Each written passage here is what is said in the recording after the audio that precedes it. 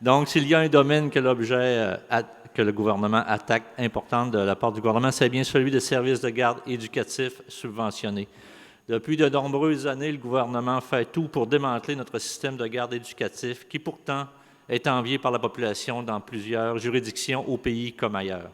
Ces attaques, souvent vicieuses, n'ont bien entendu pas été annoncées lors de récentes campagnes électorales.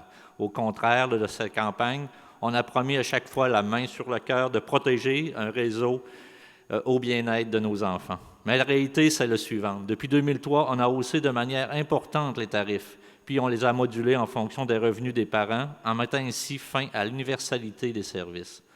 En quelque sorte, on a ainsi lié le sort des enfants aux capacités financières de leurs parents, puis on a freiné le développement des places en CPE et en RSG pour favoriser le développement des places dans les privés à but lucratif. On a aussi effectué des compressions budgétaires draconiennes dans le financement, alourdissant de même coup la tâche du personnel et menaçant la qualité des services aux enfants. Exemple, de nombreux postes de soutien pédagogique ont été éliminés.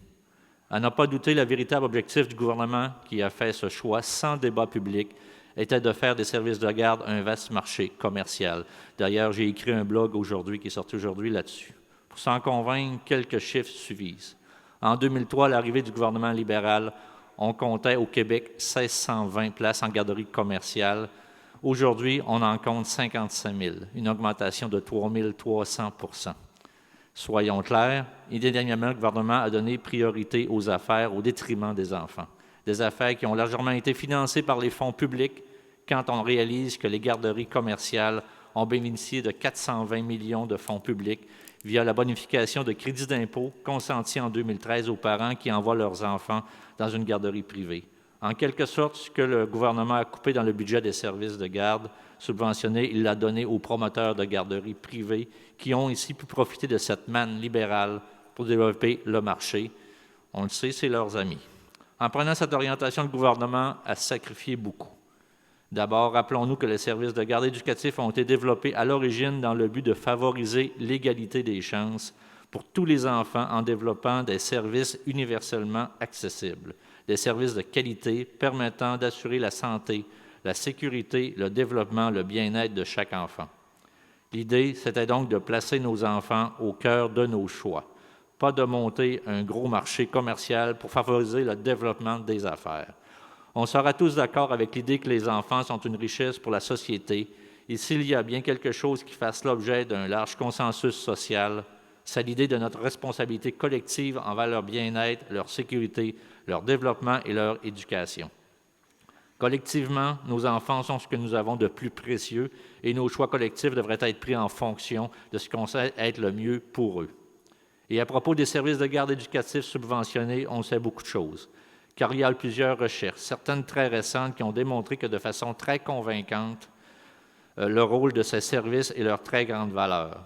Par exemple, il a été démontré que tout se joue dans la petite enfance et que les programmes éducatifs qui ciblent les 0-3 ans sont ceux qui offrent le meilleur retour sur l'investissement, suivi de près par le programme qui vise les enfants d'âge préscolaire 4-5 ans.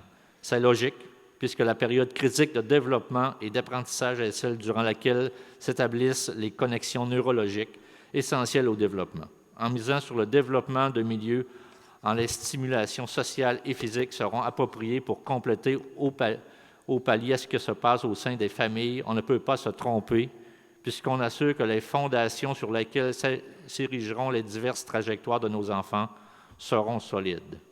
Il a été aussi clairement démontré que la période sensible au niveau du développement de la vision, de l'audition, du langage, de la numératie, des habiletés sociales, de la représentation et du comportement est celle comprise entre le 0 et 7 ans, la période entre 0 et 4 ans étant particulièrement importante.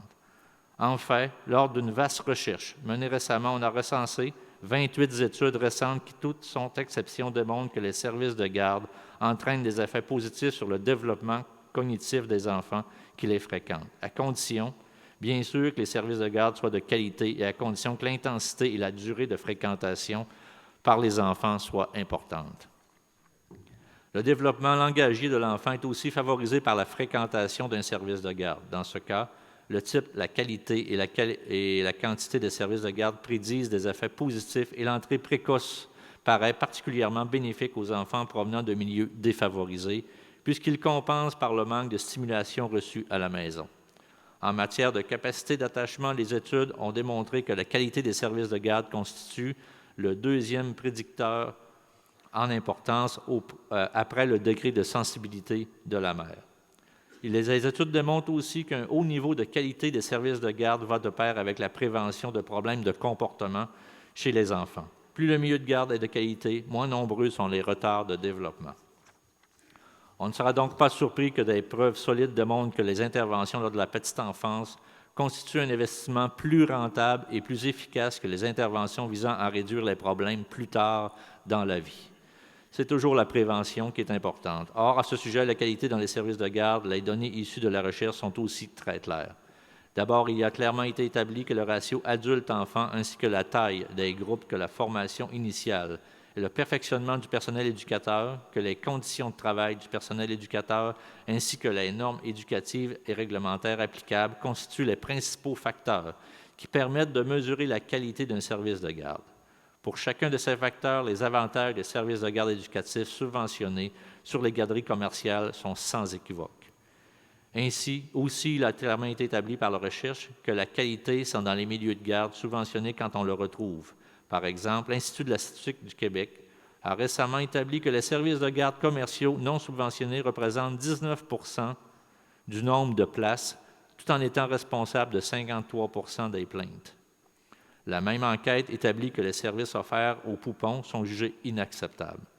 Dans 41 % des endroits observés au privé, contre 2 % seulement au CPE. Chez les 18 mois à 5 ans, c'est la même histoire. On ne peut enfin pas passer sous silence le fait que le développement des services de garde éducatifs subventionnés a permis d'encourager la participation des femmes et l'accès des familles au marché du travail, ce qui bénéficie à l'ensemble de la société. Tout recul à ce chapitre serait un recul au principe d'égalité homme-femme et serait préjudiciable à notre économie. À la lumière de ces états des lieux, convenons que de nombreuses questions se posent. Comment se fait-il qu'un gouvernement s'autorise à agir ainsi, contre l'intérêt des enfants, contre l'intérêt des femmes et donc contre les intérêts du Québec? Comment expliquer qu'il aille de l'avant, même si les conséquences à moyen et long terme seront forcément négatives? Est-il normal que le gouvernement prenne ces décisions contre ce qu'indiquent toutes les recherches et la science et à l'encontre du large consensus? 2 minutes. Peut-on accepter, je suis un paramédic, on reste concentré sur nos protocoles, on ne s'occupe pas des dérangements.